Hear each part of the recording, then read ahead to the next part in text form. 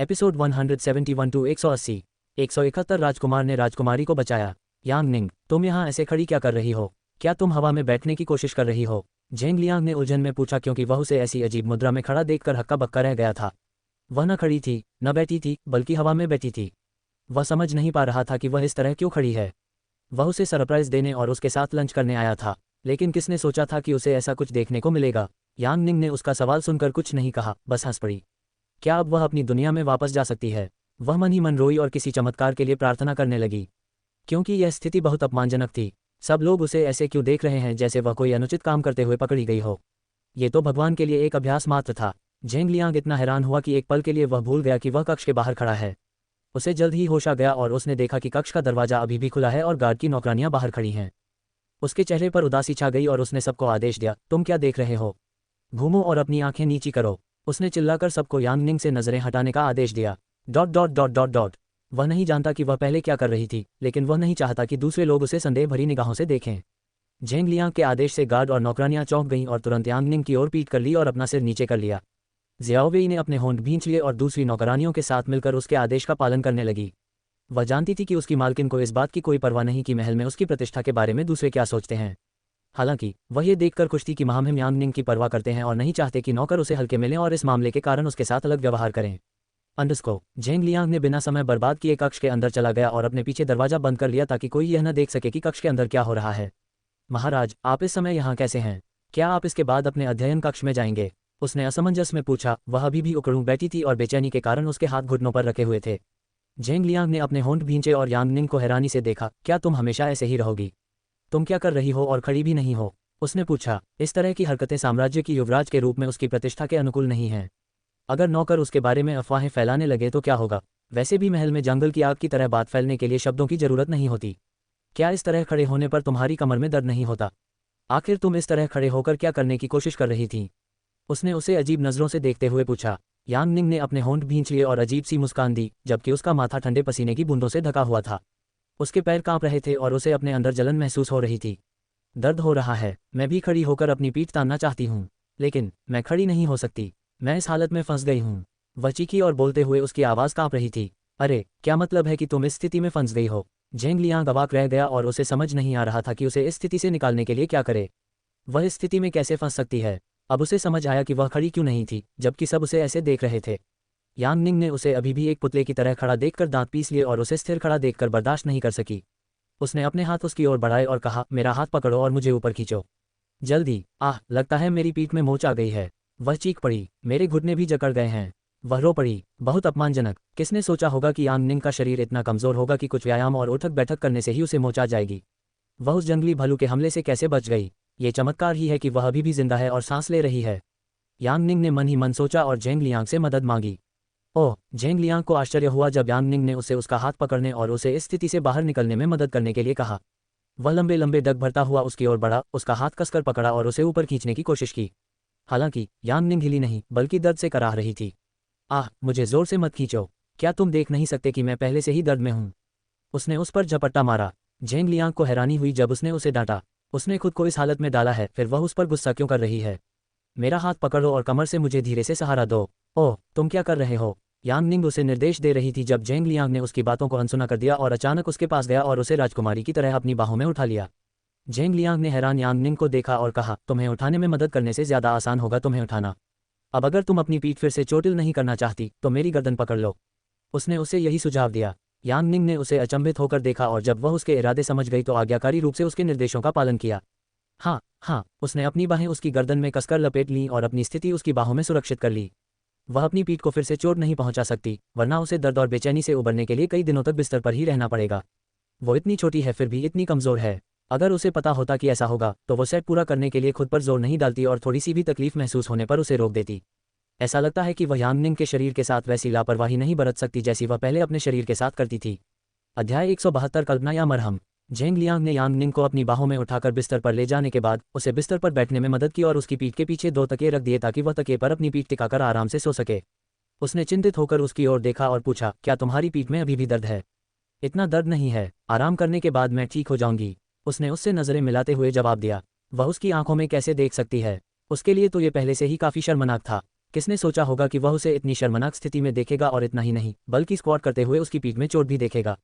एक राष्ट्रीय स्तर की एथलीट होने के नाते यह उसके लिए बहुत बड़ी बात थी और अपमानजनक भी। जबकि यांग निंग उसके सामने अपनी प्रतिष्ठा के बारे में चिंतित थी, झेंग लियांग चिंता भरी आंखों से उसे देख रहा था। उसने उसे ध्यान से देखा और पाया कि वह अपनी कमर को ऐसे पकड़े हुए थी मानो उसे अभी भी दर्द हो रहा हो। इतना ही नहीं, उसने ये भी देखा कि वह उस जगह को रगड़ रही थी जहां पहले उसे मोच थी। ऐसा नहीं चलेगा, मैं किसी से कहूंगा कि डॉक्टर बुलाए, उसने कहा। गू, वह चिल्लाया और गुलान को बुलाकर एक शाही चिकित्सक को अपने साथ लाने ही वाला था। लेकिन इससे पहले कि वह अपनी बात पूरी कर पाता, यांग निंग ने उसका हाथ पकड़कर उसे रोक दिया। तुम चिल्ला क्यों रही हो? मैंने कहा था न कि मैं ठीक हूँ। कोई बड़ी बात नहीं है, बस हल्की मोच थी और दोपहर की झपकी के बाद ठीक हो जाएगी, उसने कहा। उसके सामने घायल होना ही अपने आप में शर्म की बात थी।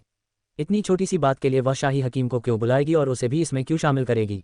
वह क्या कहेगी कि स्ट्रेचिंग करते हुए उसे चोट लग गई? हाँ, इतनी छोटी सी बात के लिए डॉक्टर बुलाने की बजाय वह दर्द में सोना पसंद करेगी। झेंग लियांग ने उसे इस तरह जिद्दी व्यवहार करते देख भौहें चढ़ाईं। हालांकि उसकी आंखों में निराशा देखकर उसने आगे कुछ नहीं कहा और उसका इलाज करने के लिए किसी डॉक्टर को बुलाने का विचार त्याग दिया। ऐसी स्थिति में घूम जाओ और पेट के बल लेट जाओ।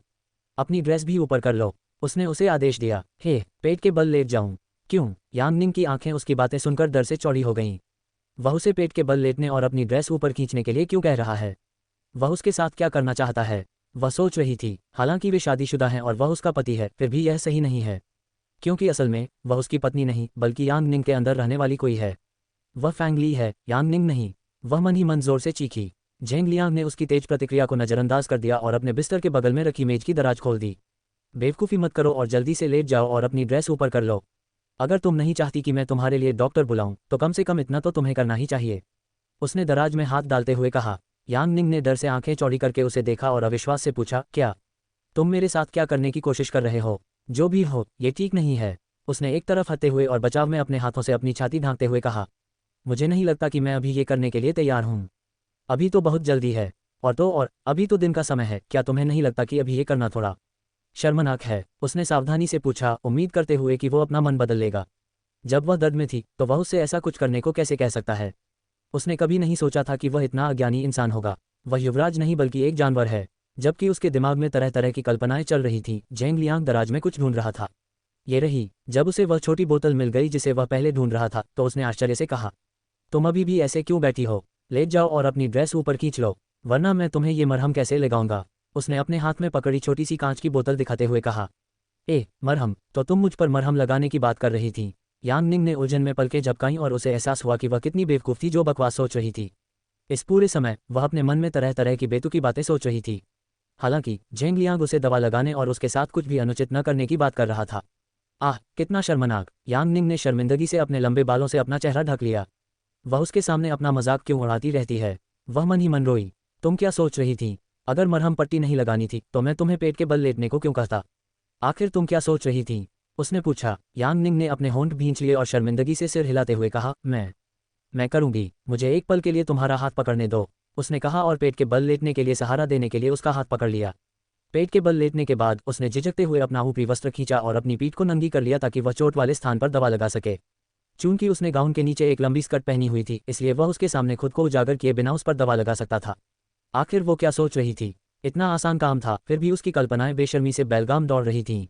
झेंग लियांग ने अपनी उंगलियों पर थोड़ा मरहम लगाया और उसकी नंगी त्वचा को छूकर उस जगह को रगड़ा जो लाल हो गई थी।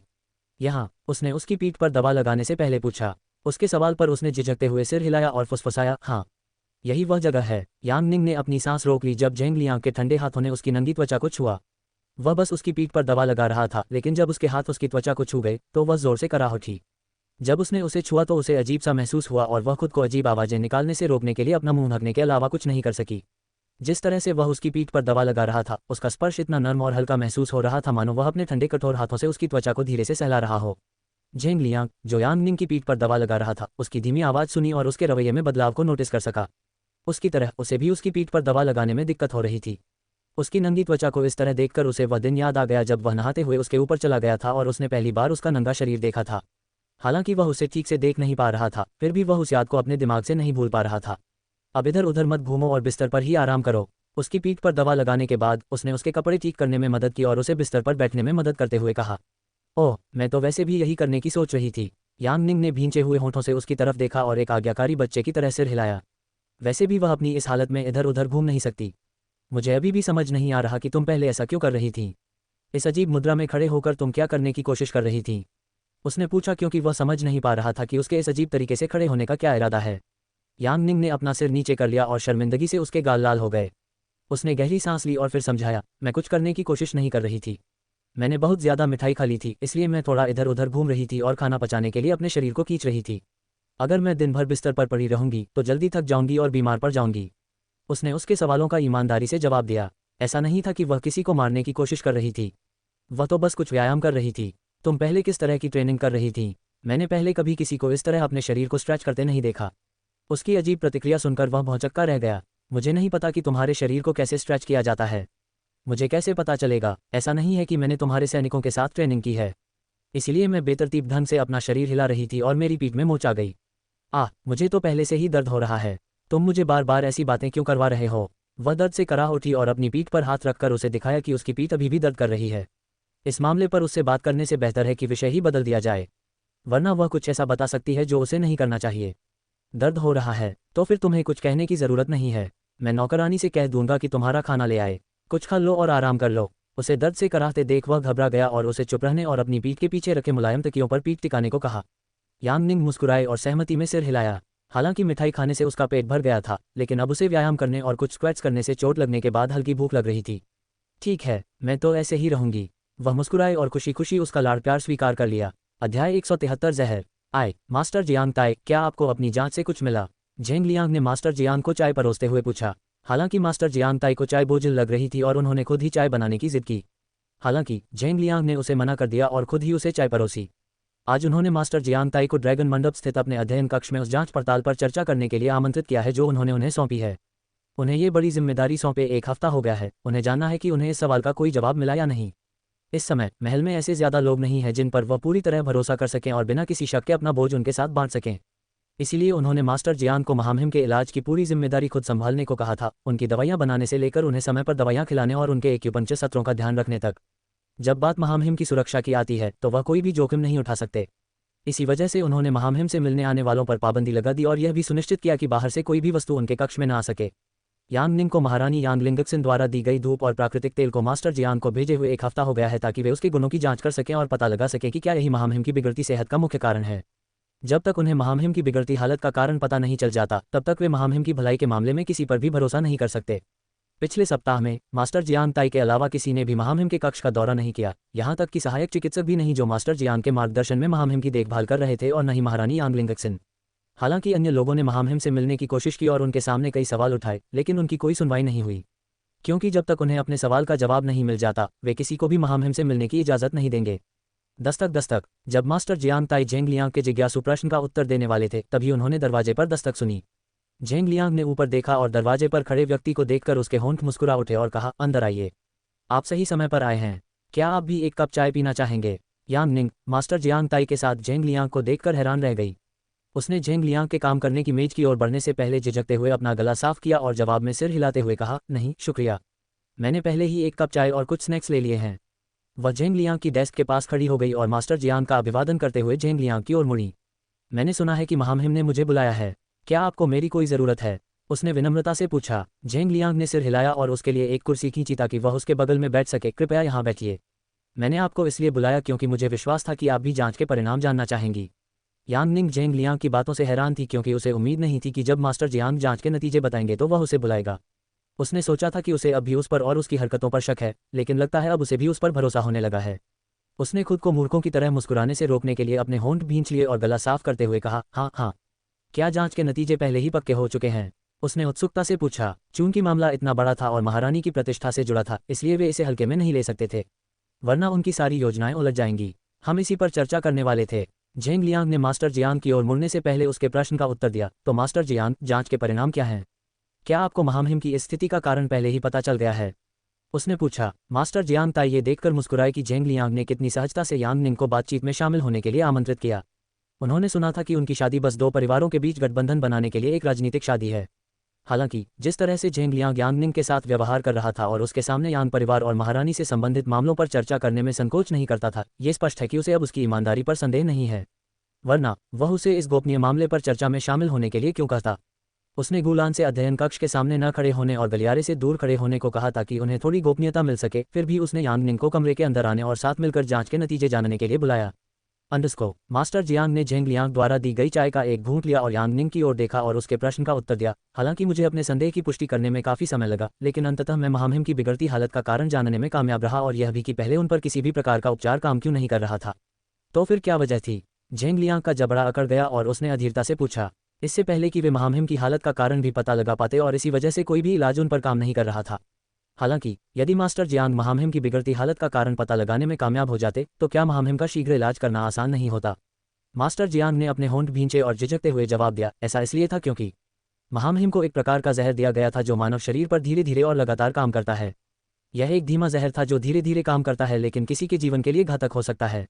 मास्टर जियांग की बातें सुनकर झेंग लियांग के चेहरे पर उदासी छा गई और उसने अपनी मुठ्ठियां भींच लीं। जहर? महाराज की कड़ी निगरानी में उन्हें जहर देने की हिम्मत किसने की? जहर? लेकिन क्या आपने पहले नहीं कहा था कि आपको महाराज के खून में जहर का कोई अंश नहीं मिला? झेंग लियांग ने पूछा। मास्टर जियांग ने सिर हिलाया और शर्मिंदगी से अपना सिर नीचे कर लिया, फिर बोले, हाँ। हालांकि राजकुमारी यांग निंग ने पिछली बार जो कहा था उसके बाद मैंने अन्य संभावनाओं को देखने की कोशिश की और एक धीमे जहर के बारे में पता लगाया जो किसी के खून में अपने निशान नहीं दिखाता है। इसीलिए यह ज्यादा घातक और खतरनाक है। अगर इसे नियमित रूप से लिया जाए तो ये जानलेवा साबित हो सकता है और बिना कोई निशान छोड़े जान ले सकता है। इसीलिए महामहिम में जहर के सभी लक्षण दिखाई दे रहे थे लेकिन हमें उनके खून में जहर का कोई निशान नहीं मिला। उन्होंने समझाया। क्या ऐसा कोई जहर होता है? मैंने इसके बारे में पहले कभी नहीं सुना। झेंग लियांग की भौहें तन गईं क्योंकि वह समझ नहीं पा रहा था कि ऐसा धीमा जहर भी होता है जो जहर का कोई निशान नहीं छोड़ता। हाँ, है। हालांकि इस तरह का जहर झेंग साम्राज्य में नहीं मिलता। इसे किसी दूर के राज्य से लाना पड़ता है और राजधानी में उपलब्ध नहीं है। इसी वजह से हम महामहिम की हालत का कारण आसानी से नहीं जान पाए। मास्टर जियांग ने उसे बताया। झेंग लियांग इस अचानक खुलासे से घबरा गया। यांग निंग जो अब तक चुपचाप मास्टर जियांग के स्पष्टीकरण को सुन रही थी, अंततः बोली, यदि आपको पता चला है कि महामहिम को जहर दिया जा रहा था तो आपको ये भी पता लगाना चाहिए कि महामहिम को किस तरह से जहर दिया गया था। क्या यह उस अगरबत्ती की वजह से था जो मैंने तुम्हें पिछली बार भेजी थी? उसने झेंग लियांग की ओर देखा और फिर सावधानी से यह सवाल उठाया। अध्याय 174 जहर दो। अगर तुम्हें जहर के बारे में पता चल गया है तो तुम्हें यह भी पता लगाना चाहिए कि वह महाराज को कैसे दिया गया। क्या वह अगरबत्ती जो मैंने तुम्हें पिछली बार भेजी थी उस धीमे जहर की वाहक है जिसके बारे में तुम बात कर रही हो? यांग निंग ने बिना कोई गोलमोल बात किए वह सवाल पूछ लिया जो पिछले कुछ दिनों से उसे परेशान कर रहा था। महारानी द्वारा दी गई अगरबत्ती मास्टर जियांग को भेजने के बाद वह जांच के परिणामों के बारे में जानने के लिए उत्सुक थी। वह जानना चाहती थी कि क्या यांग लियांगक्सिन का हाथ महामहिम की बिगड़ती हालत के पीछे था या नहीं। अगर था तो वह अपने पति को नुकसान पहुंचाने की कोशिश क्यों कर रही थी? क्या इससे महामहिम के निधन और झेंग लियांग के अगले सम्राट के रूप में ताज संभालने के बाद साम्राज्य में उसकी शक्तियां कम नहीं हो जाएंगी? ये जटिल है। हालांकि उसने उपन्यास पढ़ लिया है, फिर भी कई बातें अभी भी उसके दिमाग में स्पष्ट नहीं है और उसे उसका एक छोटा सा हिस्सा ही याद है। अगर वह गलत नहीं है तो महारानी का संबंध महामहिम की स्थिति से जरूर है। हालांकि वह इस मामले में किस तरह से शामिल थी यह उसे पक्का नहीं पता। अगर उसे यह बात याद रहती तो वह महामहिम की मदद पहले कर सकती थी और मास्टर जियांग उनका बेहतर और जल्दी इलाज कर सकते थे। हाँ, मास्टर जियांग, अगरबत्ती की जांच के बाद आपको क्या पता चला? झेंग लियांग ने गंभीर निगाहों से मास्टर जियांग को देखा और उनके जवाब का इंतजार करने लगा। यांग निंग के जिक्र के बाद झेंग लियांग भी जांच के नतीजों के बारे में जानने के लिए उत्सुक हो गया। उसे समझ नहीं आ रहा था कि यांग निंग महारानी के इरादों और उनके द्वारा भेजी गई अगरबत्ती पर शक क्यों कर रही थी, लेकिन अगर वह इसके बारे में पूछ रही थी तो जरूर कोई वाजिब वजह होगी। मास्टर जियांग ने यांग निंग की ओर देखा और उसके प्रश्न का उत्तर देने से पहले अपना चाय का कप मेज पर रख दिया। महारानी द्वारा मेरे पास अगरबत्ती भेजे जाने के बाद मैंने इसकी सावधानीपूर्वक जांच की और यह सुनिश्चित करने के लिए कई परीक्षण भी किए कि परिणाम झूठे नहीं हैं। मुझे नहीं पता कि तुमने वह अगरबत्ती कहाँ से खरीदी, लेकिन उसमें धीमे जहर का कोई निशान नहीं था। वह बस एक सुगंधित अगरबत्ती थी जिसमें कोई हानिकारक चीज नहीं थी। उसने यांग निंग की ओर देखते हुए कहा, जिसके चेहरे पर उसके जवाब से भाव फीके पड़ गए। उसे उससे इस तरह के जवाब की उम्मीद नहीं थी। अगर यांग लिंगक्सिन इस मामले में शामिल नहीं है तो फिर कौन है? क्या ऐसा नहीं है? यांग निंग की आंखें आश्चर्य से चौड़ी हो गईं जब उसने उसका जवाब सुना, क्योंकि उसे उम्मीद नहीं थी कि महामहिम को जहर देने के लिए अगरबत्ती का इस्तेमाल नहीं किया गया था। अगर महारानी यांग लिंगक्सिन इस योजना का हिस्सा नहीं थी तो इस सब के पीछे कौन था? उसने सोचा, क्योंकि अगर उसकी याददाश्त सही है तो महामहिम की मौत सिर्फ बीमारी की वजह से नहीं हुई थी। हालांकि बाद में पता चला कि यह एक सुनियोजित हत्या थी जो बीमारी की वजह से हुई एक संयोगवश मौत लग रही थी। उसे इस घटना का विवरण ठीक से याद नहीं है, लेकिन इसका महारानी यांग से कुछ लेना देना जरूर था। इसलिए उसने मास्टर जियांग से इस मामले की गहराई से जांच करने और अपराधी का पता लगाने को कहा। लेकिन अगर महारानी यांग लिंगशिन नहीं थी तो फिर महामहिम को जहर किसने दिया? हाँ, महामहिम को जहर देने के लिए अगरबत्ती का इस्तेमाल नहीं किया गया था। हालांकि मुझे जहर के वाहक का पता चल गया। ये प्राकृतिक सुगंधित तेल थे जो आपने पिछली बार अगरबत्ती के साथ भेजे थे। मुझे उसमें धीमे जहर के अवशेष मिले। मास्टर जियांग ने अपनी बात जारी रखी और यांग निंग के बेकाबू विचारों की श्रृंखला को तोड़ दिया। प्राकृतिक सुगंधित तेल, क्या आप इसके बारे में निश्चित हैं? यांग निंग ने अविश्वास से पूछा क्योंकि उसे उम्मीद नहीं थी कि प्राकृतिक तेल जहर के वाहक होंगे। हाँ, मैंने उनकी जांच की और उनमें जहरीले तत्व पाए। न सिर्फ उनमें, बल्कि बर्तन में पाई जाने वाली प्राकृतिक तेल की बूंदों में भी वही जहरीले तत्व थे जो प्राकृतिक तेलों की बोतल में थे। मुझे इसके बारे में पहले ही पता चल गया था, लेकिन मैं अब तक अपने दावे की पुष्टि के लिए जांच कर रहा था। उन्होंने बताया कि उन्हें अपनी जांच के नतीजे बताने में देर क्यों हुई। मास्टर जियांग, क्या आप इस बारे में निश्चित हैं? क्योंकि अगर आप जो कह रहे हैं वह सच है तो शाही महल उलट-पुलट हो जाएगा। इसलिए अब से आपको अपनी बातों पर पूरा यकीन रखना होगा। ये सुनकर झेंग लियांग का चेहरा काला पड़ गया और उसने मास्टर जियांग को चेतावनी दी कि वह बिना कोई अनुमान लगाए अपनी बात पर ध्यान से विचार करें।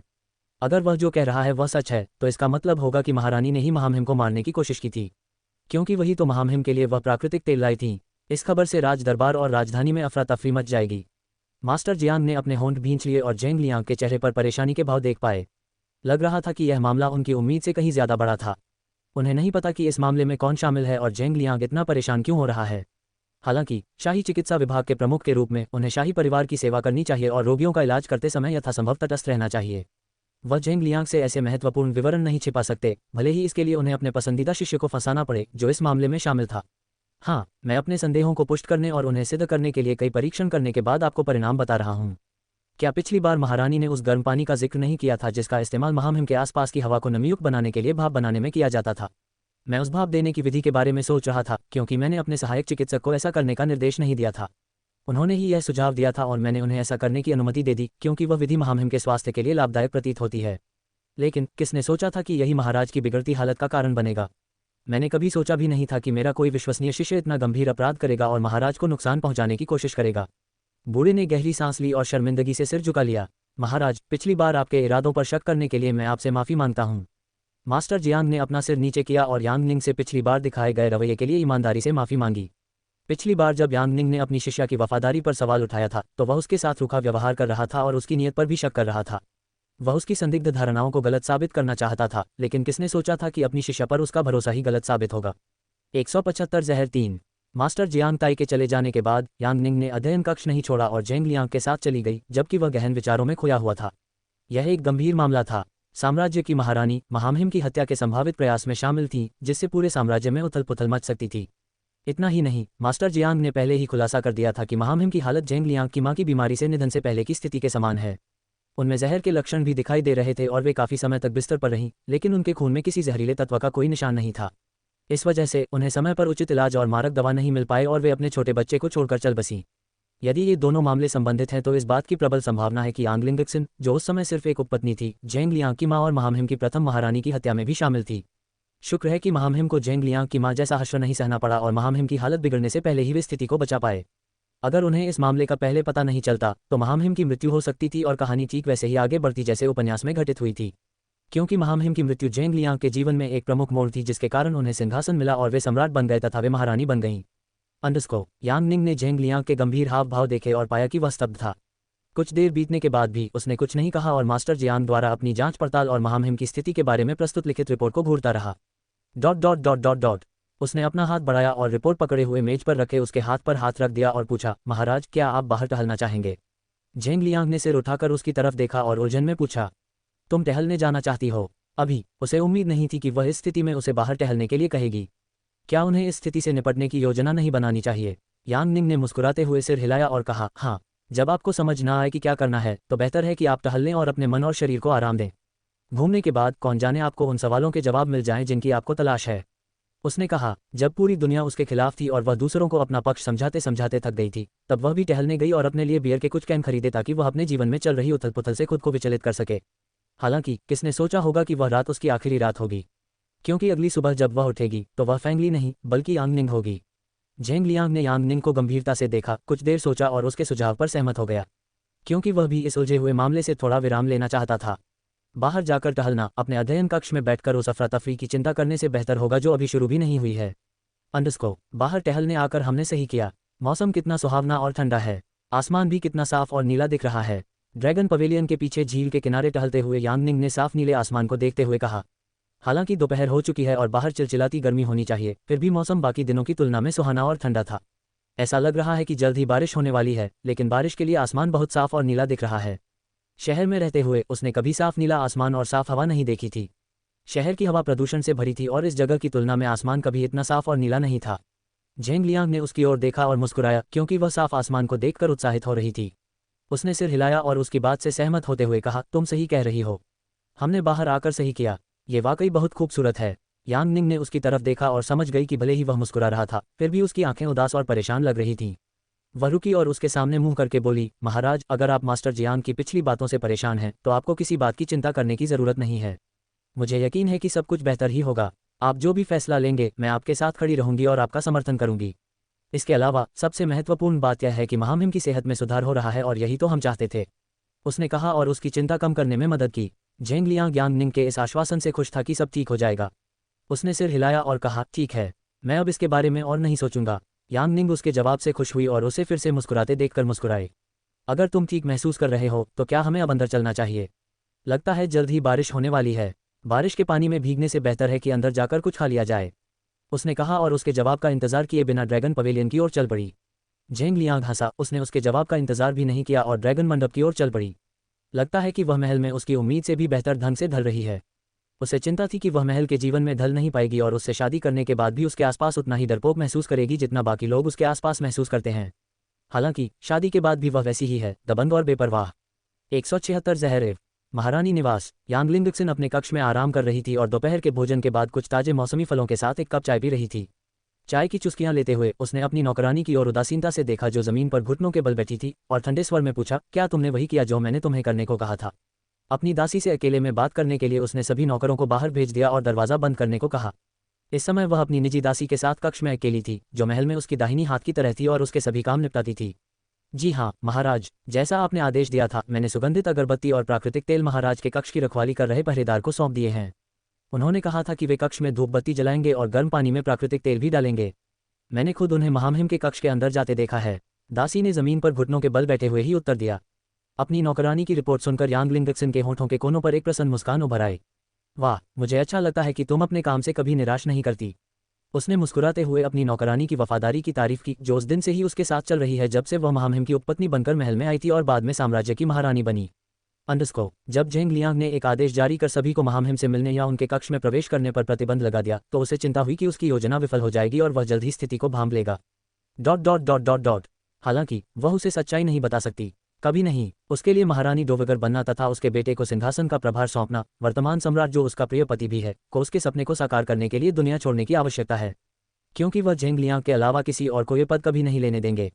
भले ही सैकड़ों मंत्री उनके खिलाफ खड़े हो जाएं और झेंग लियांग के युवराज और साम्राज्य के अगले शासक के रूप में पद का विरोध करें, फिर भी उन्हें शक था कि महामहिम कभी अपना फैसला बदलेंगे।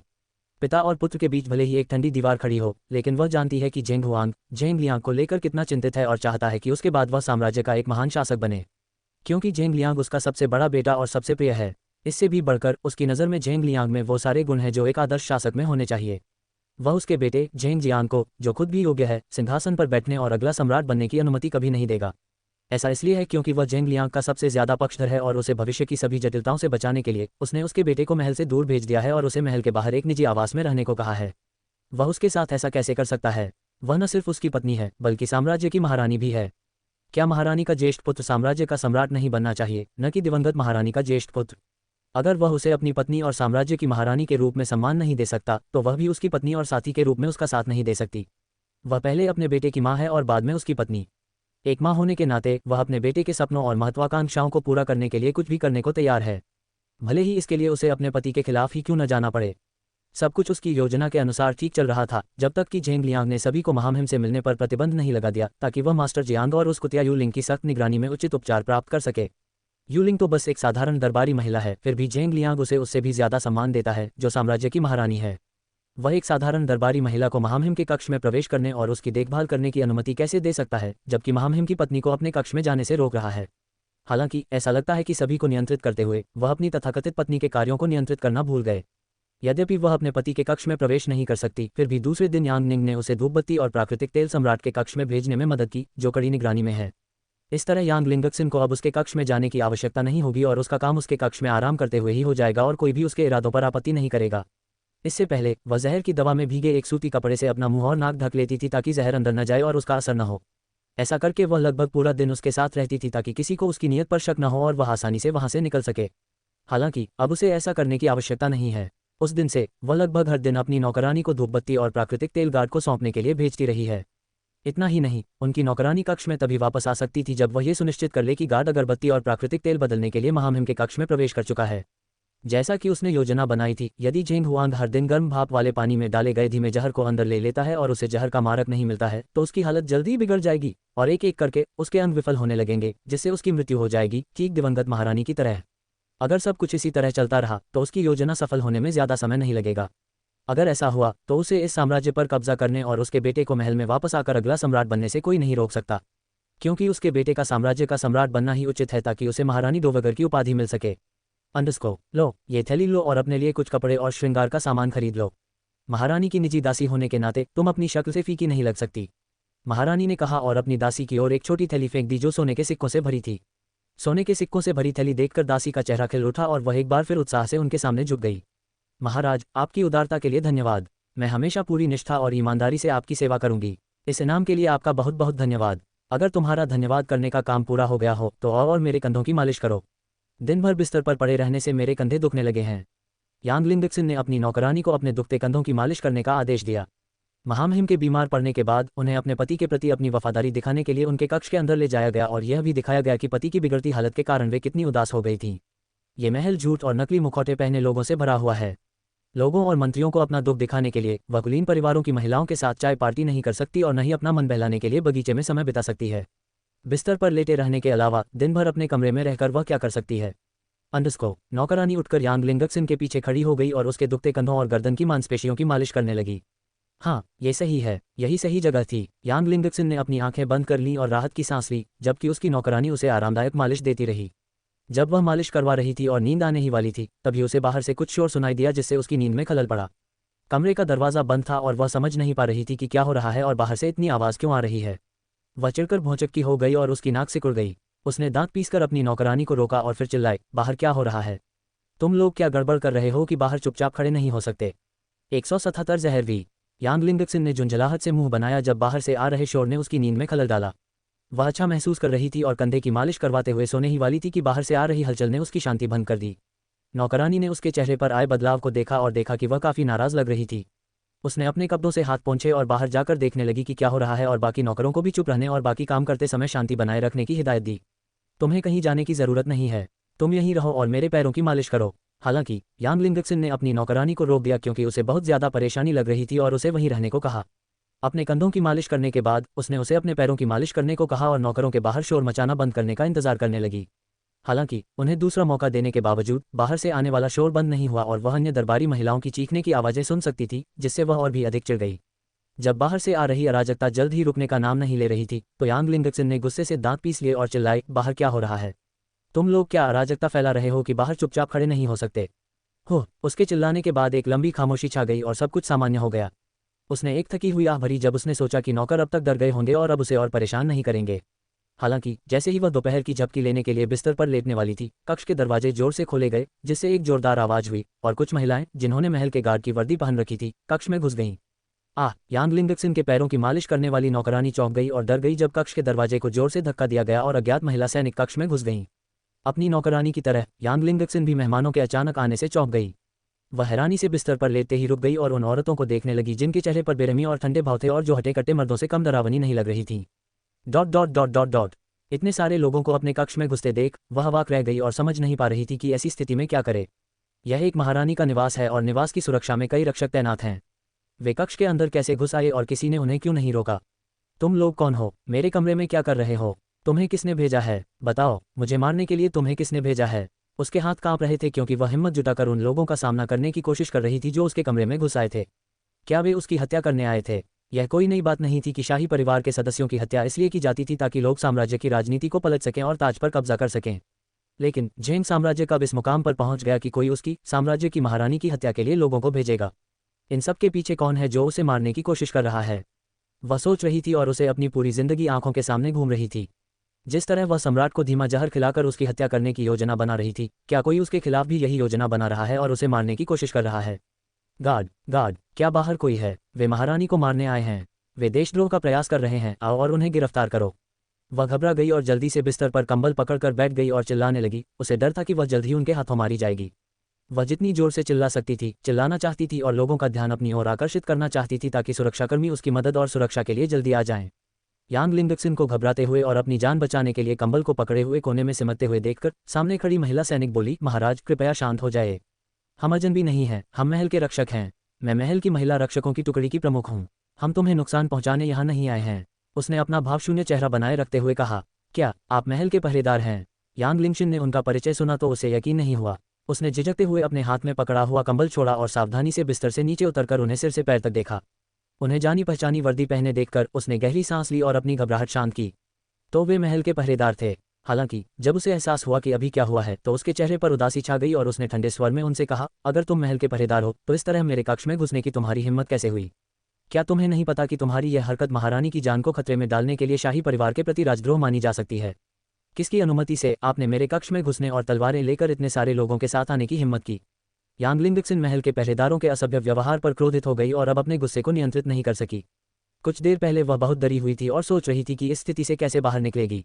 किसने सोचा था कि महल के पहरेदार बाहर खड़े उसके नौकरों से लड़ेंगे और सबके रोकने के बावजूद कमरे में घुस जाएंगे।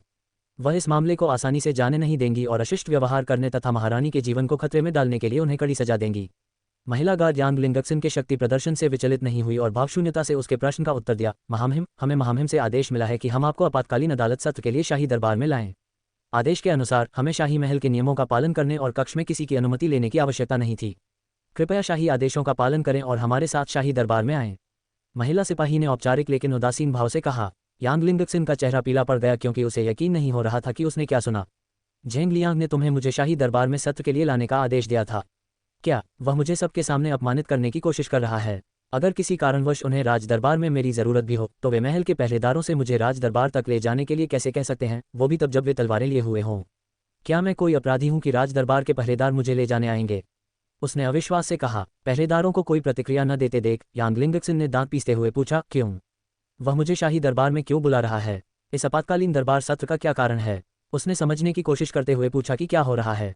महिला पहरेदार ने भावशून्य होकर उसकी ओर देखा और कहा, महाराज, हमें कुछ भी पता नहीं है। कृपया हमारे साथ चलें और हमारे साथ राज दरबार तक चलें। राज दरबार में आपको सब कुछ पता चल जाएगा। यांग लिंगशिन ने भौहें चढ़ाईं और महिला गार्ड के एक ही बार बार दोहराए गए जवाब से वह हैरान रह गई। मैं तुम्हारे साथ नहीं जाऊंगी। तुम कौन होती हो मुझे शाही दरबार में ले जाने वाली? मैं साम्राज्य की महारानी हूँ, कोई अपराधी नहीं। मैं कहीं नहीं जाऊंगी। अगर झेंग लियांग को कुछ कहना है तो उससे कहो कि मेरे कमरे में आकर मुझसे बात करे। मैं कहीं नहीं जाऊंगी। उसने गार्डों पर चिल्लाते हुए अपनी बात दृढ़ता से रखी। महिला गार्ड के दस्ते की मुखिया ने अपनी भावशून्य आंखों से यांग लिंगक्सिन की ओर एक नजर डाली, फिर अपने बगल में खड़ी दूसरी महिला गार्ड की ओर मुड़ी और उसे कुछ करने का संकेत दिया। यांग लिंगक्सिन ने दोनों महिला रक्षकों को बिना एक शब्द बोले आपस में बातचीत करते देखा तो भौहें चढ़ गईं। हालांकि इससे पहले कि वह समझ पाती कि क्या हो रहा है, बाकी दो महिला रक्षक उसकी नौकरानी की ओर बढ़ीं और उसकी बाहों को पकड़कर उसे बंदी बना लिया। तुम क्या कर रहे हो? तुम उसे इस तरह क्यों पकड़ रहे हो? तुम उसे कहाँ ले जाना चाहते हो? यांग लिंगक्सिन घबरा गई और उसने गार्डों को आगे बढ़ने और उसकी नौकरानी को ले जाने से रोकने की कोशिश की। महल की महिला रक्षकों के दस्ते की मुखिया ने यांग लिंगशिन की ओर मुड़कर ठंडे स्वर में कहा, महाराज, यह कोई अनुरोध नहीं बल्कि एक आदेश है। आपके साथ हमें आपकी दासी को भी शाही दरबार में लाने का आदेश है। अगर आप हमारे साथ सहयोग नहीं करेंगी तो हमें आपको अदालत में लाने के आदेश हैं, चाहे इसके लिए हमें बल प्रयोग ही क्यों न करना पड़े। उसने कहा और अपनी पत्नी को दूसरी महिला गार्डों की ओर इशारा किया जो उसके पीछे खड़ी थीं और उसे बाहों से पकड़ने के लिए तैयार थीं। यांग लिंगक्सिन ने घबराहट में गला साफ किया और उसकी बातों का मतलब समझ गई। वे उसे ले जाने नहीं बल्कि जबरदस्ती महल में ले जाने आए हैं। कृपया हमें मुश्किल में न डालें और हमारे साथ शाही दरबार में आएं। जब तक आप हमारा सहयोग करेंगी और शाही दरबार में आपातकालीन सत्र में भाग लेने आएंगी, हम आपको मजबूर नहीं करेंगे। महिला गार्ड ने कहा और यांग लिंगक्सिन के फैसले का इंतजार करने लगी। यांग लिंगक्सिन के पास कोई चारा नहीं बचा था और उसने दांत पीसते हुए कहा, ठीक है, मैं तुम्हारे साथ शाही दरबार में चलूंगी। हालांकि इस मामले से निपटने के बाद सजा के लिए तैयार रहना, क्योंकि मैं इस बेइज्जती के लिए तुम्हें नहीं छोड़ूंगी। उसने महिला रक्षक को घूरा और कमरे से चली गई, जबकि महिला रक्षक उसके पीछे पीछे यांग लिंगक्सिन की नौकरानी को पकड़े हुए थीं। 178 आपातकालीन न्यायालय सत्र आए। मुख्य महल के हॉल में आपातकालीन शाही दरबार की बैठक आयोजित की गई, जिससे महल में अफरा तफरी मच गई। हालांकि आज कोई शाही दरबार की बैठक नहीं थी, फिर भी झेंग लियांग ने सभी मंत्रियों को आपातकालीन शाही दरबार की बैठक में भाग लेने के लिए मुख्य महल के हॉल में इकट्ठा होने की घोषणा की। शाही दरबार के सत्र अपने अपने निर्धारित दिन और समय पर होते हैं। आपातकालीन शाही दरबार सत्र आयोजित करने की स्थिति केवल राजद्रोह या युद्ध के अक्षम्य मामलों में ही उत्पन्न होती है, जहां शाही सत्ता या साम्राज्य की सुरक्षा दांव पर लगी हो। जब मंत्रीगण मुख्य महल में पहुंचे तो अचानक हुई घोषणा से सभी लोग चकित रह गए तथा आपातकालीन न्यायालय सत्र के कारण पर चर्चा करने के लिए समूहों में एकत्र हो गए। मुझे आश्चर्य है कि महामहिम को यह आपातकालीन न्यायालय सत्र बुलाने की क्या जरूरत पड़ी। हम इस समय किसी भी राज्य के साथ संघर्ष में नहीं हैं। मुझे नहीं लगता कि इस आपातकालीन बैठक का कारण युद्ध छिड़ना है, युद्ध मंत्री ने कहा और सीमाओं की स्थिति बताकर सभी को राहत दी। तो फिर इस अचानक अदालती सत्र का क्या कारण हो सकता है? क्या किसी ने राजद्रोह का प्रयास किया क्योंकि महामहिम की तबीयत ठीक नहीं है और उन्हें महामहिम ने पकड़ लिया? एक मंत्री ने कहा, जिससे माहौल उदास और रहस्यमय हो गया। मंत्री शेन, क्या तुम पागल हो गए हो? तुम ऐसा कैसे कह सकते हो? अगर किसी ने तुम्हें वह शब्द कहते सुन लिया तो क्या होगा? क्या तुम्हें नहीं पता कि शाही दरबार में खड़े होकर तुम्हें वह शब्द बोलने की इजाज़त नहीं है? दूसरे मंत्री ने उसे सुधारा और ध्यान से चारों ओर देखा कि कहीं किसी ने उन्हें सुना तो नहीं है। आह, मेरा ऐसा कोई इरादा नहीं था। मैं तो बस पूरी स्थिति जानने की उत्सुकता में था। जिस मंत्री ने राजद्रोह का जिक्र किया था उसने अपना मुंह बंद कर लिया और होंठ भींच लिए ताकि इसके बाद एक भी शब्द न बोले। श्रीमान यांग, आप कुछ बोल क्यों नहीं रहे? क्या आपको कुछ पता है? एक मंत्री ने यांग लुयांग से पूछा, जो अपनी निर्धारित कुर्सी पर बैठे बैठक शुरू होने का इंतजार कर रहे थे। ... वह बस उनकी बातें सुन रहा था, कुछ बोल नहीं रहा था। उन्होंने उससे वजह पूछी, क्योंकि वह हमेशा चुप रहता था। क्या इसका मतलब है कि उसे कुछ पता है? हाँ, मंत्री यांग, आपको जरूर कुछ पता होगा। आखिरकार आप महामहिम के परिवार से हैं।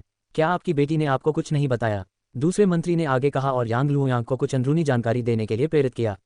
यांग लुयांग ने अपनी मुट्ठियां भींच लीं और दांत पीसते हुए तटस्थ भाव बनाए रखने की कोशिश की। वह ये भी जानने को उत्सुक था कि इतने कम समय में यह आपातकालीन अदालती सत्र क्यों आयोजित किया जा रहा है। हालांकि जिज्ञासा से ज्यादा वह इस बात से नाराज था कि हर कोई उससे आपातकालीन अदालती सत्र और उसके पीछे के कारण के बारे में पूछने आ रहा था। उसे इसके बारे में कुछ कैसे पता होगा? जिस बेटी से उसने क्राउन प्रिंस से विवाह किया था, किसने सोचा होगा कि वह उससे विवाह करने के बाद एक कृतघ्न बिगड़ल लड़की बन जाएगी और उससे मुंह मोड़ लेगी। पहले के उलट अब उसे उससे डर नहीं लगता, न ही उसकी स्वीकृति की चाहत होती है और वह हमेशा उससे मिलने से बचती है, मानो उसने उससे सारे रिश्ते तोड़ लिए हों। क्या उसे लगता है कि उसके समर्थन और पृष्ठभूमि के बिना वह महल में टिक पाएगी? उसे क्राउन प्रिंस झेंग लियांग से शादी करने का मौका इसलिए मिला क्योंकि वह उनकी बेटी थी। शादी के बाद उसकी हिम्मत कैसे हुई कि वह ऐसा बर्ताव करे जैसे वह उन्हें जानती ही नहीं? उसने झिझकते हुए गला साफ किया और कहा, मुझे इसके बारे में कैसे पता? क्या मैं कोई सिद्धांतहीन इंसान लग रहा हूं जो अपनी शादीशुदा बेटी से महल के मामलों के बारे में पूछ रहा हूं?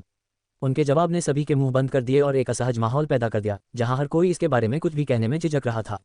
यांग लुयांग ने सबके संकोच और असहज भाव देखे। उसने होंठ भींचे और कहा, बैठक जल्द ही शुरू होने वाली है। हमें यहाँ इस तरह इकट्ठा नहीं होना चाहिए और अपनी अपनी जगह पर बैठकर महामहिम के आने का इंतजार नहीं करना चाहिए। अन्य मंत्रियों को उनका छिपा हुआ संदेश समझ में आ गया कि वह इस मामले पर अब और चर्चा नहीं करना चाहते। यांग लुयांग के जवाब से परेशान होकर वे अपनी अपनी सीटों पर बैठ गए और आपातकालीन बैठक शुरू होने का इंतजार करने लगे। जैसे ही सभी लोग अपनी सीटों पर वापस जा रहे थे, मुख्य हॉल के बाहर खड़े शाही गार्ड ने महामहिम के आगमन की घोषणा की। सभी लोग अपनी कुर्सियों के सामने खड़े होकर सिर झुकाकर झेंग लियांग का अभिवादन कर रहे थे और उसकी ओर झांक रहे थे। लेकिन झेंग लियांग के पीछे आ रहे व्यक्ति को देखकर सभी के चेहरे पर उदासी छा गई और वे भौचक्के रह गए। वह कोई और नहीं बल्कि क्राउन प्रिंसेस यांग निंग थी। सब हैरान थे कि अचानक युवराज महामहिम के साथ राज दरबार में क्यों आ गए। महिलाओं को राज दरबार के अधिवेशन में जाने की इजाज़त नहीं होती, फिर वे आपातकालीन राज दरबार अधिवेशन में क्यों आईं? यहाँ तक कि महारानी ने भी अतीत में कभी शाही दरबार के सत्र में भाग नहीं लिया था, तो फिर क्राउन राजकुमारी प्रोटोकॉल तोड़कर शाही दरबार के सत्र में कैसे भाग ले सकती हैं? क्या इस आपातकालीन शाही अदालती सत्र का उससे कोई संबंध है? सभी को आश्चर्य हुआ। यांग निंग को झेंग लियांग के पीछे आते देख सभी की निगाहें स्वतः ही यांग लुयांग पर चली गईं, जो भी उसकी उपस्थिति देखकर हैरान था। वह यहाँ क्या कर रही है? उसने दांत पीसते हुए सोचा कि वह शाही दरबार में क्यों आए हैं। यांग लुयांग की नज़रें यांग निंग पर टिकी थीं और वह उसकी ओर देखने का इंतजार कर रही थी, लेकिन यांग निंग ने एक बार भी उसकी ओर नहीं देखा। बिना किसी व्यवधान के वह सभी मंत्रियों को पीछे छोड़ते हुए झेंग लियांग के साथ सिंहासन पर बैठ गई। आप यहाँ बैठ सकती हैं। शाही परिवार के सदस्यों के लिए बने ऊंचे बैठने के स्थान पर पहुंचकर झेंग लियांग ने यांग निंग को अपने बगल वाली सिंहासन कुर्सी पर बैठने में मदद की। चूंकि वह पहली बार उसके साथ शाही दरबार में उपस्थित थी, इसलिए उसे चिंता थी कि कहीं वह सभी मंत्रियों के सामने न घबरा जाए। हालांकि उन्हें यह देखकर आश्चर्य हुआ कि उन्होंने सभी मंत्रियों के सामने आत्मविश्वास और साहस के साथ अपना व्यवहार रखा, जो उन्हें आश्चर्य और उलझन से देख रहे थे। यांग निंग को अजीब लग रहा था क्योंकि वह हॉल में अकेली महिला थी, फिर भी उसने इतनी छोटी सी बात पर खुद को परेशान नहीं होने दिया, क्योंकि वह यहाँ इन बेवजह की राय रखने वाले जिद्दी आदमियों के सामने घबराने से ज्यादा कुछ करने आई थी। उसने गहरी सांस ली और आत्मविश्वास से झेंग लियांग के बगल में बैठ गई। इस दौरान वह ड्रैगन पवेलियन के अंदर खुदाई करते हुए एक अनजान व्यक्ति की तरह अपना जीवन जी रही थी। हालांकि अब ऐसा नहीं है। अगर उसने अभी कुछ नहीं किया तो वह इस दुनिया में जिंदा नहीं रह पाएगी। महल एक क्रूर जगह है, अपनी रक्षा के लिए उसे दुश्मनों का सफाया करना होगा, वरना वे बिना किसी हिचकिचाहट के उसे खत्म कर देंगे। जब वह और यांग निंग अपनी सीट पर बैठ गए तो झेंग लियांग ने सभी की ओर देखा और उनसे भी अपनी अपनी सीट पर बैठने को कहा। सभी ने उसकी आज्ञा का पालन किया और अपनी अपनी सीटों पर बैठ गए। हालांकि अपनी अपनी सीटों पर बैठने के बाद भी सभी बेचैनी महसूस कर रहे थे और धीमी फुसफुसाहटें रुकने का नाम नहीं ले रही थीं। जब हर कोई एक दूसरे की ओर देख रहा था और दूसरे व्यक्ति द्वारा जेंग लियांग से कोई प्रश्न पूछने की प्रतीक्षा कर रहा था, यांग लुयांग ने अन्य मंत्रियों के कायरतापूर्ण व्यवहार पर आह भरी और अपनी सीट से खड़े होकर पूछा, महामहिम, क्या मैं पूछ सकता हूं कि इस आपातकालीन अदालत सत्र के पीछे क्या कारण था? क्या कोई ऐसा मामला है जिस पर हम पिछली अदालती सुनवाई में चर्चा नहीं कर पाए, या इस बीच कोई महत्वपूर्ण मामला सामने आ गया? चूंकि हमें इस बैठक के पीछे के मामले की जानकारी नहीं थी, इसलिए हमने इसके लिए कोई तैयारी नहीं की। क्या ऐसा कुछ था जिसकी हमें तैयारी करनी चाहिए थी? उन्होंने सीधे तौर पर पूछा। आमतौर पर मंत्रीगण महामहिम की अनुपस्थिति में महामहिम या जेंग लियांग के समक्ष मामले उठाते हैं, लेकिन यह अजीब बात थी कि किसी भी मंत्री को यह पता नहीं था कि यह अदालती सत्र क्यों आयोजित किया जा रहा है और आज वे किस मामले पर चर्चा करने वाले हैं। उन्होंने युद्ध या राजद्रोह के मामले से जुड़ी कोई बात नहीं सुनी। फिर इस आपातकालीन शाही अदालत सत्र के पीछे क्या कारण हो सकता है? क्या यांग निंग ने उससे कुछ कहा था? वह सोच रहा था। जेंग लियांग ये देखकर बहुत प्रभावित हुए कि यांग लुयांग ने खुद ये सवाल उठाया। बहुत बढ़िया, उसे यह स्वीकार करना होगा कि यांग लुयांग एक साहसी व्यक्ति है, हालांकि वह अपनी बुद्धि और बहादुरी का उपयोग गलत जगहों पर ही करता है। मंत्री यांग, मुझे आश्चर्य है कि आप इस स्थिति में भी शांत दिख रहे थे। आपको क्या लगता है कि हम यहाँ एक मामले पर चर्चा करने के लिए क्यों इकट्ठा हुए हैं? क्या आपको पता नहीं है कि आपातकालीन शाही सत्र केवल युद्ध या राजद्रोह की स्थिति में ही आयोजित किए जा सकते हैं? हालांकि आप ऐसे बात कर रहे हैं जैसे हम यहाँ एक साधारण मामले पर चर्चा करने के लिए इकट्ठा हुए हैं, जैसा कि हम अन्य दिनों में करते हैं। हाँ, देशद्रोह। जेंग लियांग के शब्दों से यांग लुयांग का चेहरा पीला पड़ गया। 179 आपातकालीन न्यायालय सत्र 2। मंत्री यांग, क्या आपको पता नहीं कि आपातकालीन शाही सत्र केवल युद्ध या राजद्रोह की स्थिति में ही आयोजित किए जा सकते हैं? हालांकि आप ऐसे बात कर रहे हैं जैसे हम यहाँ किसी साधारण मामले पर चर्चा करने के लिए इकट्ठा हुए हैं, जैसा कि हम अन्य दिनों में करते हैं। मुझे आश्चर्य है कि आप इस स्थिति को लेकर इतने निश्चिंत क्यों हैं? जेंग लियांग आगे झुके और व्यंग्यात्मक टिप्पणी की। हाँ, देशद्रोह। जेंग लियांग के शत्रुतापूर्ण शब्दों से यांग लुयांग का चेहरा पीला पड़ गया। क्या हो रहा है? देशद्रोह? क्या उसे कुछ पता चल गया? वह सोच रहा था और जितना हो सके शांत और समझदार बने रहने की कोशिश कर रहा था। नहीं, यह मुमकिन नहीं है। उसे किसी भी चीज़ का पता लगाने का कोई तरीका नहीं है। दिवंगत महारानी की बिगड़ती सेहत के समय किसी को भी किसी बात पर शक नहीं था। इस बार बात बिगड़ कैसे सकती है? उसने गहरी सांस ली और खुद को आश्वस्त करते हुए ये समझने की कोशिश की कि उसके शब्दों का क्या मतलब हो सकता है। जबकि यांग लुयांग गहरी सोच में डूब गए, अन्य मंत्री यांग लुयांग के प्रश्न पर जेंग लियांग की प्रतिक्रिया से हैरान और चकित थे। बैठक से पहले वे उम्मीद कर रहे थे कि क्राउन प्रिंस ने किसी मामूली अदालती मामले पर चर्चा करने के लिए इस आपातकालीन शाही अदालत सत्र की व्यवस्था की होगी, और वे सोच रहे थे कि क्या वे महामहिम की अनुपस्थिति में अपनी शक्तियों का दुरुपयोग कर रहे हैं। महामहिम के बीमार पड़ने के बाद जेंग लियांग के व्यवहार और सभी मामलों को संभालने के उनके तरीके में भारी बदलाव सभी को दिखाई दे रहा था। ऐसा लग रहा था मानो वे तय समय से पहले ही शाही दरबार और राजनीतिक जिम्मेदारियां संभाल लेना चाहते थे। वह साम्राज्य का अस्थायी शासक है, तथापि वह ऐसे व्यवहार कर रहा था जैसे उसे सम्राट का पद पहले ही मिल चुका हो। ... हालांकि जेंग लियांग की आश्चर्यजनक टिप्पणी ने सभी को चौंका दिया। राजद्रोह के प्रयास का आरोप कोई छोटी बात नहीं है। राजद्रोह का मतलब सिर्फ शाही सत्ता के साथ विश्वासघात करना और महामहिम तथा शाही परिवार के अधिकार को चुनौती देना नहीं है, लेकिन साथ ही राजनीतिक और शाही शक्तियों पर नियंत्रण करने का प्रयास, और यह स्थिति साम्राज्य को पूर्ण अराजकता की ओर ले जा सकती थी। ऐसे कई राज्य हैं जो सफल राजद्रोह के कारण उलट पुलट हो गए हैं, और इसने उन राज्यों का इतिहास बदल दिया है, और इस प्रक्रिया में कई निर्दोष लोगों की जान भी चली गई है। वर्षों तक चले संघर्ष और विभिन्न स्थानों पर विद्रोह के बाद जेंग साम्राज्य ने अंततः अन्य निकटवर्ती राज्यों और लोगों के साथ शांति स्थापित कर ली। जब सब कुछ सुचारू रूप से चल रहा था और साम्राज्य सही रास्ते पर आ रहा था, तब कौन ऐसा साहस करेगा कि जब महामहिम अस्वस्थ हो तो राजद्रोह का प्रयास करके साम्राज्य की शांति को भंग करे? क्या वे राजकुमार जेंग जियांग को महल में वापस लाने की कोशिश नहीं कर रहे थे? इन सब के बीच कौन ऐसा विद्रोह शुरू कर सकता है और उनकी योजना को बर्बाद करने की कोशिश कर सकता है? शाही दरबार बेचैन फुसफुसाहट के साथ बाहर आया और अफरा तफरी मच गई। मंत्री घबराकर अपनी सीटों से उठे और यांग लुयांग के पास जाकर खड़े हो गए, जो शाही दरबार के बीचों बीच खड़ा था। मंत्रियों में से एक ने साहस दिखाया और जेंग लियांग से पूछा, महाराज, क्या आप कह रहे हैं कि किसी ने प्रयास किया है, महामहिम के साथ विश्वासघात किया है? क्या तुम्हें पता चला कि वह व्यक्ति कौन है? देशद्रोह शब्द का उल्लेख करने के बजाय उसने अपने शब्दों को बदल दिया और जेंग लियांग से घुमा फिराकर सवाल किया। जेंग लियांग ने यांग लुयांग की ओर देखा, जिसका रंग पीला पड़ गया था। वह हैरान और उलझन में था, मानो किसी ने उसके सिर पर बर्फ का पानी डाल दिया हो। उसने अपनी पीठ सीधी की और अपने हाथ सिंहासन के सहारे रख दिए। जेंग लियांग ने अपना ध्यान यांग लुयांग से हटाकर दरबार के अन्य मंत्रियों की ओर लगाया और ठंडे और उदासीन भाव से कहा, इसीलिए मैंने यह आपातकालीन शाही दरबार सत्र आयोजित किया है। मुझे लगता है कि महामहिम के विश्वासपात्र और शाही दरबार के अभिन्न अंग होने के नाते आप सभी को इस मामले के बारे में जानने का पूरा अधिकार है। गलती करने वाले व्यक्ति को उसके गलत कामों के लिए जिम्मेदार ठहराया जाना चाहिए और उसके अनुसार सजा मिलनी चाहिए, जेंग लियांग ने कहा। जब जेंग लियांग मंत्रियों से बात कर रहे थे, यांग निंग की निगाहें यांग लुयांग पर टिकी थीं और वह चुपचाप उनकी दिगंगती निगाहों और कांपते हाथों को देख रही थीं।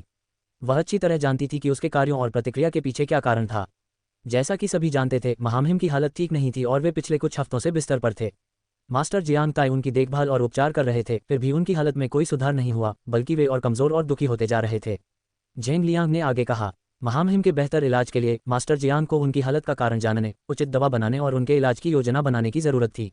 जब मास्टर जियांग उनकी बिगड़ती हालत का कारण नहीं जान पाए तो मैंने महामहिम से मिलने आने वाले सभी लोगों पर प्रतिबंध लगाने का फैसला किया ताकि मास्टर जियांग उनका बेहतर इलाज कर सकें और उनकी हालत का कारण पता लगा सकें। उन्होंने अपने फैसले के पीछे का कारण बताया। तो क्या मास्टर जियांग को महामहिम की बिगड़ती हालत का कारण पता चल गया? क्या उनकी सेहत पहले से बेहतर हो गई है? एक मंत्री ने हिचकिचाते हुए पूछा। झेंग लियांग एक पल के लिए रुके और यांग निंग की ओर देखा जो उनके बगल में बैठे थे और आगे बोलने से पहले एक गहरी सांस ली। ऐसा इसलिए नहीं था कि महामहिम को कोई लाइलाज बीमारी थी या वे बुढ़ापे के कारण बीमार थे। उन्होंने बताया, ऐसा इसलिए हुआ क्योंकि कोई व्यक्ति उन्हें लंबे समय से धीमा जहर दे रहा था, जिसके कारण उनकी हालत इतनी खराब हो गई कि उन्हें बिस्तर पर पड़ना पड़ा। झेंग लियांग के अचानक खुलासे से सभी स्तब्ध रह गए। यह मामला उनकी उम्मीद से कहीं ज्यादा गंभीर था। किसने सोचा होगा कि कोई न सिर्फ शाही अधिकारियों के साथ विश्वासघात करेगा बल्कि महामहिम की हत्या का प्रयास करने और उन्हें जान से मारने की हिम्मत भी करेगा। धीमा जहर, मैंने धीमे जहर जैसी किसी चीज के बारे में कभी नहीं सुना। एक मंत्री उलझन में बुदबुदाया। झेंग लियांग ने उसकी बात सुनी और विस्तार से समझाया, ये सही है। ऐसा जहर हमारी राजधानी या साम्राज्य में नहीं मिल सकता, इसे दूर किसी राज्य से लाना पड़ता है। झेंग लियांग की बात सुनकर शाही दरबार में एक बार फिर अफरा तफरी मच गई। मंत्रियों को अपनी बात पर यकीन नहीं हो रहा था और वे आपस में इस मामले पर चर्चा करने में व्यस्त हो गए। ये कैसे संभव है कि कोई व्यक्ति सीमा पर तैनात सुरक्षाकर्मियों द्वारा बंदी बनाए बिना साम्राज्य के अंदर जहर लेकर आ सके? झेंग लियांग की बातें सुनकर मंत्रियों के होंठ भींच गए और वे झिझकने लगे। उन्होंने सोचा कि उसने उन्हें महामहिम से मिलने से इसलिए रोका है क्योंकि वह गुप्त रूप से कुछ पका रहा था और मंत्रियों द्वारा राजकुमार झेंग जियांग को महल में लाने और महारानी से हाथ मिलाने से पहले ही सिंहासन पर कब्जा करना चाहता था। हालांकि किसने सोचा होगा कि वह ये सब महामहिम की बिगड़ती हालत का कारण जानने और उनकी अचानक बीमारी के पीछे का असली कारण जानने के लिए कर रहा था। जबकि हर कोई इस मामले पर चर्चा करने में व्यस्त था और अभी भी सदमे और अविश्वास की स्थिति में था, यांग लू यांग, जो इस दौरान चुप था, ने अपना सिर उठाकर झेंग लियांग की ओर देखा और पूछा, महाराज, मेरी अशिष्टता के लिए मुझे क्षमा करें। पिछली बार जब हम सभी ने महामहिम के बिगड़ते स्वास्थ्य के प्रति चिंता व्यक्त की थी तो आपने सभी को आश्वस्त किया था कि महामहिम के रक्त में जहर का कोई निशान नहीं पाया गया था। अगर मैं गलत नहीं हूं तो मास्टर जियांग ने भी महामहिम के इलाज के अपने रिकॉर्ड में यही बात कही है। आखिर क्या वजह थी कि वह अचानक अपनी रिपोर्ट बदल रहे हैं? जब वह पहले भी असफल रहे थे तो उन्हें महामहिम के खून में जहर के अंश कैसे मिले? क्या ये रिपोर्ट विश्वसनीय है? उन्होंने मास्टर जियांग ताई की रिपोर्ट पर सवाल उठाते हुए पूछा। मंत्रियों ने भौहें चढ़ाईं और यांग लू यांग के संदेह को सही पाया। झेंग लियांग द्वारा सभी मंत्रियों और सभी को महामहिम से मिलने पर प्रतिबंध लगाने के बाद ही उन्हें महामहिम के खून में जहर कैसे मिला? क्या वह अपने लक्ष्यों को पूरा करने के लिए मंत्रियों का ध्यान भटकाने और किसी और पर दोष मढ़ने की कोशिश कर रहे हैं, जैसा कि उन्होंने पिछली बार किया था? पिछली बार उसने वेश्यालय में भ्रष्टाचार का ठीकरा यांग लू यांग पर फोड़ने की कोशिश की थी और शाही दरबार की अकाल सहायता का जिक्र यांग लू यांग पर किया था। क्या इस बार भी वह यही करने की कोशिश कर रहा है? सब सोच रहे थे। अध्याय 180 आपातकालीन न्यायालय सत्र 3। यांग लू यांग के प्रश्न ने शाही दरबार में मंत्रियों की जिज्ञासा को जन्म दिया और झेंग लियांग के रहस्योद्घाटन के खिलाफ उनके दिलों में संदेह का बीज बो दिया। ये वास्तव में संदिग्ध था कि मास्टर जियांग ने अप्रत्याशित रूप से अपनी रिपोर्ट बदल दी जब झेंग लियांग ने सभी को महामहिम से मिलने पर प्रतिबंध लगा दिया और किसी को भी उनसे मिलने की अनुमति नहीं दी। उन्हें कैसे पता चलेगा कि यह रिपोर्ट असली है या झेंग लियांग के आदेश पर गढ़ी गई है? अगर झेंग लियांग ने ही झेंग हुआन को जहर दिया था तो क्या होगा? यह शाही महल है, यहाँ कुछ भी हो सकता है। सभी ने यांग लू यांग के बयान को स्वीकार किया और झेंग लियांग से रिपोर्ट की प्रामाणिकता के बारे में सवाल पूछे। महाराज, मंत्री यांग सच बोल रहे हैं। हम मास्टर जियांग का सम्मान करते हैं और साम्राज्य और लोगों के लिए उनके द्वारा किए गए कार्यों की सराहना करते हैं। हालांकि हम उनकी निदान रिपोर्ट पर कैसे भरोसा कर सकते हैं जब वे महामहिम की बीमारी का निदान करने में विफल रहे और उन्हें लंबे समय तक कष्ट सहने दिया? एक मंत्री ने पूछा। हाँ महाराज, हमें आप पर और मास्टर जियांग पर भरोसा है। हालांकि ये स्थिति हमें कई संभावनाओं के बारे में सोचने पर मजबूर कर रही है। क्या आपको यह अजीब नहीं लगता कि जब आपने सभी को महामहिम से मिलने से रोक दिया तो रिपोर्ट अचानक बदल गई और उनके खून में धीमे जहर के अंश पाए गए? यांग लू यांग के संरक्षण में एक अन्य मंत्री ने झेंग लियांग से पूछताछ की और यांग लू यांग के संदेह का समर्थन किया। अन्य मंत्रियों ने सहमति में सिर हिलाया और झेंग लियांग से उनके प्रश्नों का उत्तर देने का आग्रह किया। झेंग लियांग ने यांग लू यांग के शाही दरबार में एक छोटे से विद्रोह का नेतृत्व करके सबको अपने खिलाफ कर लेने के तरीके को देखकर मजाक उड़ाया। इस आदमी में आखिरी पल तक बेशर्मी से पेश आने की हिम्मत जरूर है। जबकि हर कोई झेंग लियांग से उनके सवालों का जवाब देने का आग्रह कर रहा था और उसके इरादों पर संदेह कर रहा था, यांग लू यांग ने राहत की सांस ली और ज्वार को अपनी दिशा बदलते देखकर प्रसन्न हुआ। यदि झेंग लियांग को लगता है कि महामहिम की बिगड़ती हालत का कारण जानने से उन्हें राजद्रोह के अपराध में फंसाया जा सकता है तो वह गलत है। वह इस पल के लिए लंबे समय से योजना बना रहा है। उसकी योजना विफल होने का कोई रास्ता नहीं है। वह ऐसा नहीं होने देगा। यदि महामहिम बच भी जाएं तो भी झेंग लियांग ये साबित नहीं कर पाएंगे कि वह इस योजना में शामिल थे। जब तक झेंग लियांग कोई सबूत नहीं दिखाता तब तक अदालत में कोई भी उस पर विश्वास नहीं करेगा। झेंग लियांग बिना किसी सबूत के उस पर देशद्रोह का आरोप नहीं लगा पाएगा। हालांकि उसके पास लोगों को अपने खिलाफ भड़काने के तरीके जरूर हैं। कुछ शब्दों ने लोगों को झेंग लियांग के इरादों पर शक करने पर मजबूर कर दिया। इस स्थिति से यह स्पष्ट था कि राज दरबार में किसका पलड़ा भारी है। यांग लू यांग अपने विचारों में खोया हुआ था और झेंग लियांग की हार के पल का आनंद लेते हुए उसकी प्रतिक्रिया का इंतजार कर रहा था। वह ये भी देखना चाहता था कि जेंग लियांग इस स्थिति से कैसे निपटेगा जो उसकी उम्मीद से बिल्कुल उलट जा रही थी। हालांकि उसके विचारों की तंद्रा तब टूटी जब उसने यांग निंग के शब्द सुने, जो इस पूरे समय चुपचाप एक पुतले की तरह वहां बैठा था। ये तो हैरानी की बात है। मैंने सुना था कि जेंग साम्राज्य के लोग चिकित्सा के क्षेत्र में किए गए उनके काम के लिए मास्टर जियांग की भगवान की तरह पूजा करते हैं और उन्हें किसी ऐसे देवता से कम नहीं मानते जो अपने असाधारण ज्ञान से लोगों की जान बचाता है। आखिरकार वही तो थे जो अपनी सेहत और सुरक्षा की परवाह किए बिना अकालग्रस्त इलाके में लोगों को चिकित्सा सहायता देने गए और कई लोगों की जान बचाई, जबकि शाही दरबार के मंत्री लोगों के लिए आवंटित राशन की लूट में व्यस्त थे। यांग निंग ने बिना अपनी जबान संभाले व्यंग्यात्मक टिप्पणी की। उसका स्वर धीमा और शांत था, तथापि उसका हर शब्द एक तेज चाकू की तरह काम कर रहा था जो लोगों को सही जगह पर चुभ रहा था। वह कुछ देर तक उनकी बकवास सुनती रही और ये देखकर हैरान रह गई कि ये मंत्री कितने मूर्ख और बेतुके हो सकते हैं। यांग लुयांग साफ तौर पर उनके दिमाग से खेल रहा था, फिर भी वे बेवकूफ़ भीड़ों के झुंड की तरह उसके पीछे पीछे चल रहे थे। यांग निंग के बोलते ही सबकी आंखें खुली की खुली रह गईं। भले ही वो क्राउन प्रिंसेस हैं, लेकिन औरतों को मर्दों के मामलों में दखल देने की इजाज़त नहीं होती। फिर वो कौन होती हैं उन्हें इस तरह बेइज्जत करने वाली? यांग लुयांग ने इस बात का जिक्र करते हुए अपनी मुठ्ठियां भींच लीं, खासकर जब बात महल के मामलों की हो। वे तो पहले ही शाही दरबार की आपातकालीन बैठक में उनके शामिल होने से हैरान थे। उन्हें दरबार के राजनीतिक मामलों में बोलने की इजाज़त किसने दी? वो सिर्फ बोल ही नहीं रही थी, बल्कि उन्हें ऐसे डांट रही थी मानो दरबार में वो सबसे ऊपर हो। यहाँ तक कि क्राउन प्रिंस भी कुछ नहीं बोल रहे थे। आखिर वो होती कौन है उन्हें इस तरह बेइज्जत करने वाली? अकाल सहायता के लिए आवंटित राशन के गबन का जिक्र आते ही यांग लुयांग ने मुठ्ठियां भींच लीं। जो आग बहुत पहले बुझ चुकी है उसे फिर से क्यों सुलगा रही है? उसने अपनी आंखों में गुस्से से उसे घूरा और सबके सामने उसे डांटा, यांग निंग, ये कैसा व्यवहार है? तुम कौन होती हो शाही दरबार में इस तरह से सभी से बात करने वाली? दरबार की राजनीति में दखल देने की तुम्हारी हिम्मत कैसे हुई? वह अपनी बात पूरी भी नहीं कर पाया था कि जेंग लियांग ने उसे बीच में ही टोक दिया। मंत्री यांग, आप मेरी पत्नी राजकुमारी से बात कर रहे हैं, अपने शिष्टाचार का ध्यान रखें। जब यांग लुयांग ने सबके सामने यांग निंग को डांटा और अपनी सीमाएं लांघने के लिए फटकार लगाई तो जेंग लियांग ने भौहें चढ़ाईं और डांटा। यांग लुयांग को अपनी बेटी से इस तरह बात करने की आदत हो सकती है। हालांकि वह किसी को भी अपनी पत्नी को सबके सामने अपमानित करने की इजाज़त नहीं देगा। यांग निंग ने जेंग लियांग की तरफ देखा और उसे सबके सामने अपनी रक्षा करते देखकर मुस्कुराए। उसने अपना गला साफ किया और एक बार फिर अपने किरदार में आ गई। राजकद्म के राजनीतिक मामलों में बोलने के मेरे अधिकार के बारे में हम बाद में बात करेंगे। आइए उस मुद्दे पर ध्यान केंद्रित करें जिस पर हम पहले चर्चा कर रहे थे। यांग निंग ने शुरू किया। लगता है जेंग साम्राज्य के मंत्रियों में मास्टर जियांग, जिनका जनता बहुत सम्मान करती है, या क्राउन प्रिंस जो महामहिम की अनुपस्थिति में साम्राज्य को सुचारू रूप से चलाने के लिए दिन रात काम कर रहे हैं, के प्रति जरा भी सम्मान नहीं है। इसीलिए हर कोई महामहिम के सामने इस तरह बोलने की हिम्मत कर पाया बिना उनकी बात अधूरी छोड़े। उसने जेंग लियांग की बात को बीच में ही काटने और उससे ऐसे सवाल करने के लिए सबको फटकार लगाई जैसे वे उससे ही पूछताछ कर रहे हों। यांग निंग की इस उपहासपूर्ण टिप्पणी से सभी अचंभित रह गए। उन्होंने अपनी बातों को मीठा बनाने की भी कोशिश नहीं की, बल्कि उन मंत्रियों पर निशाना साधा जो जेंग लियांग और मास्टर जियांग के खिलाफ बोल रहे थे। मंत्रियों ने भौहें चढ़ाईं और असहजता से यांग लुयांग की ओर देखा, जो यांग निंग को घूर रही थी और अपने व्यवहार से अप्रिय लग रही थी। वे बिना किसी हिचकिचाहट के यांग लुयांग का समर्थन कर रहे थे, क्योंकि यांग निंग उनकी बेटी थी और भविष्य में उससे समर्थन की उम्मीद कर रहे थे। अगर वे युवराज के खिलाफ जाना चाहते हैं तो उन्हें उनके और उनके पद के करीबी लोगों से संपर्क बनाना होगा। अगर यांग निंग उनके पक्ष में हैं तो उनके लिए जेंग लियांग के खिलाफ जाना मुश्किल नहीं होगा, जो घमंडी है और साम्राज्य के सिंहासन के लायक नहीं है। वह अपने पिता को सजा तो नहीं देगी, है ना? इस विचार को मन में रखते हुए उन्होंने किसी और चीज़ की परवाह न करते हुए युवराज के खिलाफ खड़े हो गए और राजकुमार जेंग जियांग को महल में वापस लाने की यांग लुयांग की योजना का समर्थन किया। हालांकि उसकी शत्रुतापूर्ण टिप्पणी सुनने के बाद सभी के चेहरे पर उदासी छाने लगी। क्या हो रहा है? क्या युवराज मंत्री यांग की सबसे बड़ी बेटी नहीं थी? फिर वह अपने पिता के खिलाफ क्यों जा रही हैं? लोग हैरान थे और अपने धड़कते दिल को शांत करने के लिए गहरी सांसें ले रहे थे। जिस तरह से वह अपने पिता समेत सभी मंत्रियों से बात कर रही थी, उसे देखकर लगता है कि यांग लुयांग का अब अपनी बेटी पर कोई नियंत्रण नहीं रहा। अगर हालात ऐसे ही चलते रहे तो वे जल्द ही युवराज का विश्वास और युवराज का समर्थन पूरी तरह खो देंगे। जहां मंत्रीगण हैरान थे, वहीं जेंग लियांग को भी हैरानी हुई जब यांग निंग ने उसका पक्ष लिया और उसका समर्थन किया। उसे चिंता थी कि इस बैठक में आकर वह ऊब जाएगी और असहज महसूस करेगी। हालांकि वह उसकी उम्मीद से बेहतर प्रदर्शन कर रही थी। उसके होठों के कोने ये देखकर मुड़ गए कि वह उसका पक्ष ले रही है और मंत्रियों के खिलाफ बोल रही है, जिसमें उसका पिता भी शामिल है जो दरबार में विद्रोह का नेतृत्व कर रहा था। वह उसे शाही दरबार की आपातकालीन बैठक में इसलिए ले आया क्योंकि वह उसके साथ मुख्य महल में जाने की जिद कर रही थी और चुपचाप बैठक देखना चाहती थी। हालांकि उसे उम्मीद नहीं थी कि जब महल में हर कोई उसके खिलाफ हो जाएगा और उसके इरादों पर शक करेगा तो वह उसका साथ देगी। आगे की कहानी सुनाने के लिए एम स्टोरी वर्ल्ड को सब्सक्राइब करो।